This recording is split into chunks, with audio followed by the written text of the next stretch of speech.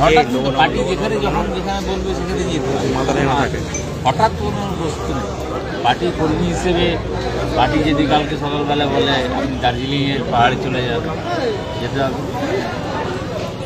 365 ঘন্টা 24। বৈঠকটা একটা আরেকটু বেশি ওয়ার্কশপ ছিল, বলতে পারবেন আমার থেকে বেশি ভালো। দাদা, দীঘায় জগন্নাথ মন্দিরে দিলীপ ঘোষ গিয়েছিলেন উদ্বোধনের দিন এবং সিএম এর সঙ্গে সাক্ষাৎকার করলেন, কি বলবেন? উনি অত্যন্ত শ্রদ্ধেয় নেতা। দীর্ঘদিন তিনি সঙ্গের সাথে ছিলেন, তার পরবর্তীকালে রাজ্যের সভাপতি হয়েছেন, সাংসদ হয়েছেন, বিধায়ক হয়েছেন। তার সম্পর্কে যা বলার ইতিমধ্যে আমাদের রাজ্যের সভাপতি এবং আমাদের মুখপাত্র যিনি আছেন শ্রমিক ভট্টাচার্য বলে আমার মুখ দিয়ে দিলীপবাবু সম্পর্ক, আমার সাথে তার সম্পর্ক অত্যন্ত মিষ্টি এবং আশা করবো আগামী দিনেও সেই মিষ্টি। বলছে কাশ্মীরের ঘটনা নিয়ে কি বলবেন?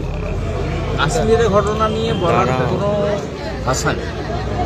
যে ভিন্নতম কাজ হয়েছে, এই ঘটনাকে সঠিক জবাব দেওয়ার জন্য আমরা যাকে আস্থা রেখেছি, যার প্রতি 3 বার তিনি ভারতবর্ষের প্রধানমন্ত্রী হয়েছেন, তিনি তার কাজ তাকে করতে দেন।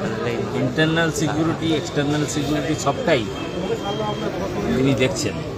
তিনি তার সৌদি আরব সফর বাতিল করে ভোররাত্রে নতুন দিল্লি বিমানবন্দরে নেমেই কাশ্মীর নিয়ে তিনি বৈঠক সেরেছেন। তখন বাজে 4:27। অতএব আমাদের ভাবিত হওয়ার কারণ নেই, আমাদের দেশ সুরক্ষিত আছে। আমরা আশা করি কোনোভাবেই এই ধরনের ঘটনাকে তিনি টলারেট করবেন। দীঘার জগন্নাথ মন্দির পূর্ব মেদিনীপুর বিধানসভায় ভোটে কোনো প্রভাব ফেলতে পারে? জগন্নাথ মন্দির নিয়ে বহু বিতর্ক আছে।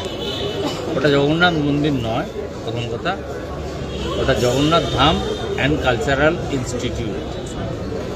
সরকারি পয়সায় কোনো মন্দির করা যায় না। মন্দির, মসজিদ, গির্জা কিছুই করা যায় না।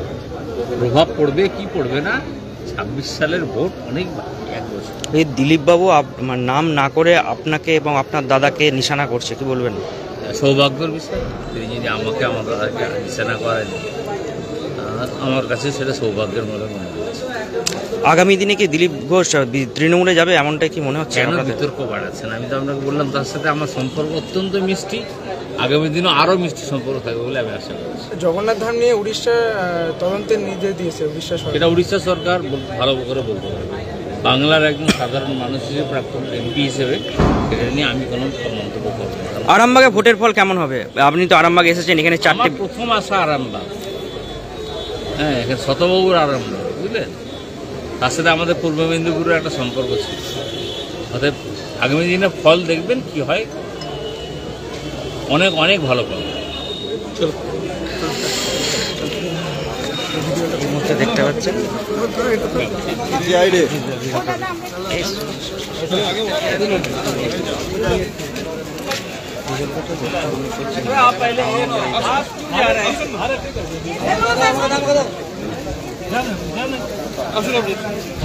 এই মুহূর্তে দেখতে পাচ্ছেন শুভেন্দু অধিকারীর ভাই, এদিকে শুভেন্দু অধিকারীর ভাই দিব্যেন্দু অধিকারী কিন্তু আরামবাগ সাংগঠনিক জেলা বিজেপি কার্যালয়।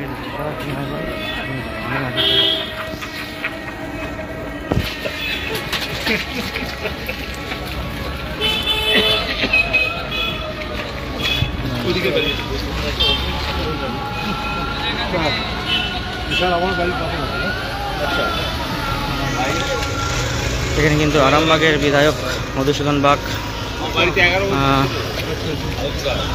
পুরসুরার বিধায়ক বিমান ঘোষ, গোঘাটের বিধায়ক, মানে এক কথায় বলা চলে 4 বিধায়করা উপস্থিত আছেন এবং সাংগঠনিক জেলার সভাপতি সুশান্ত বেরা উপস্থিত আছেন। সরাসরি আমরা লাইভ দেখালাম সেই ছবি আপনাদের। এখন এই পর্যন্ত, পরবর্তীকালে আবারও বিভিন্ন খবরাখবর নিয়ে আবার লাইভে আসবো।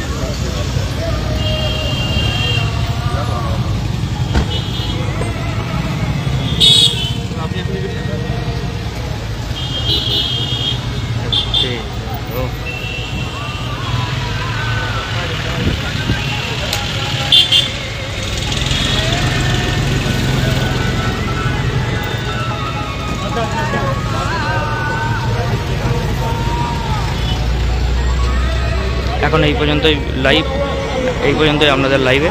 আবারও পরবর্তীকালে বিভিন্ন খবরাখবর নিয়ে আবারও লাইভে আসবো আমরা।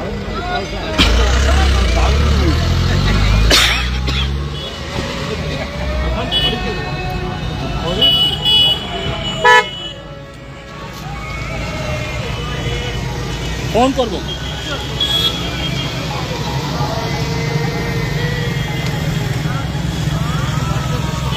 শীততাপ নিয়ন্ত্রিত অত্যাধুনিক রেস্টুরেন্ট ময়ূখ রেস্টুরেন্ট।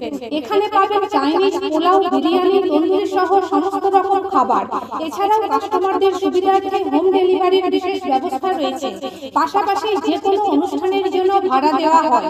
আমাদের ঠিকানা খানাকুল হেলান সংলগ্ন তিলক চক। Phone number 8617492616 9732162360। সেরা খাবারের স্বাদ পেতে আজই আসুন ময়ূখ রেস্টুরেন্টে।